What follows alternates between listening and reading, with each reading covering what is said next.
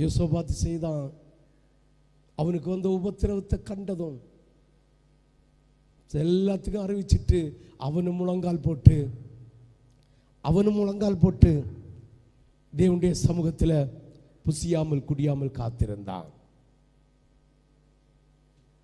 பழைய ஏற்பாட்டு யோசபாத்துக்கும் உங்களுக்கு எவ்வளவோ வித்தியாசம்.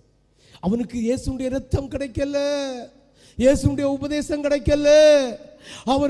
அவர்களுக்காக இயேசு மரணப்படல, உனக்காக எனக்காக அப்படி அல்ல.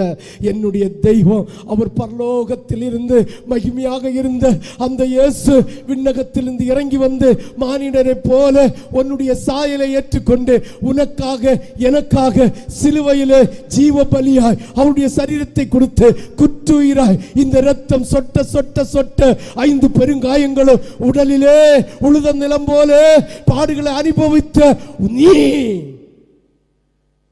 ஆண்டவருடைய உபதேசத்தை புறந்தள்ளுகிறாய் என்றால் என்ன என்று சொல்வது? என்ன என்று சொல்வது? என்ன என்று சொல்வது?